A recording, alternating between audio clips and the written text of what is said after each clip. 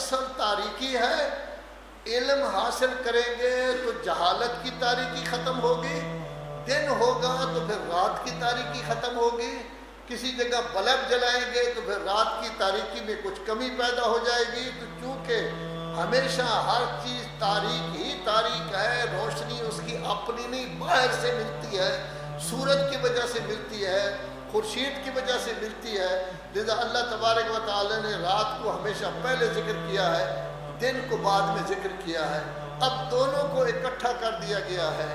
کتنی بڑی رحمت ہے اللہ تبارک و تعالی کی کہ اس نے تمہارے لیے رات بنائی تاکہ سکون حاصل کرو. اس نے رات بنائی تاکہ نیند میں چلے جاؤ. اس نے رات بنائی، دن بھر کے تھکے ہوئے قوتیں مضمحل ہو گئی ہیں، اب زیادہ کام کرنے کی طاقت نہیں رہی، قوت نہیں رہی. رات کی تاریکی میں آرام کریں گے، نیند کریں گے، سو جائیں گے، 6-7 گھنٹے آرام کریں گے، قوت مضمحل ختم ہو جائے گی، پھر فرش ہو جاؤ گے، ٹھیک ٹھاک ہو جاؤ گے. صبح اٹھو گے تو اچھی طرح بیدار ہوگے، ہر کام جو ہے وہ کر سکو گے. لذا اللہ تبارک و تعالیٰ فرمایا ہے کہ اللہ نے تمہارے لیے رات پیدا کی ہے تاکہ سکون حاصل کرو، دن پیدا کیا ہے روشنی تاکہ جاؤ اللہ کا فضل طلب کرو، خود کام کرو. کارخانہ دار ہو تو ملازمین سے کام لو، اور کوئی کام ہے وہ کرو. وَلَعَلَّكُمْ تَشْكُرُونَ، یہ اس لیے ہے تاکہ دن ہو اگر تو کام کے لیے آپ کو ٹائم ملا ہے اللہ کا شکر ادا کرو. یا اللہ آپ نے ہمیں توفیق دی ہے کہ ہم اپنا کام کر رہے ہیں.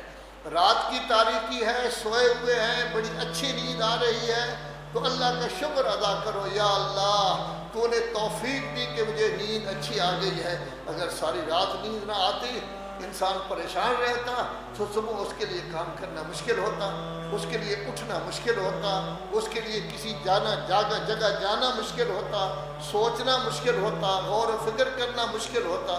لیکن اللہ تبارک و تعالی نے رات کو آرام کے لیے بنایا، دن کو سکون کے لیے بنایا تاکہ تم اس نعمت کو دیکھ کر او انسانوں اگر کوئی ایک پیالی چائے کی پلا دے اس کا شکریہ ادا کرتے کرتے آپ تھکاوٹ محسوس نہیں کرتے.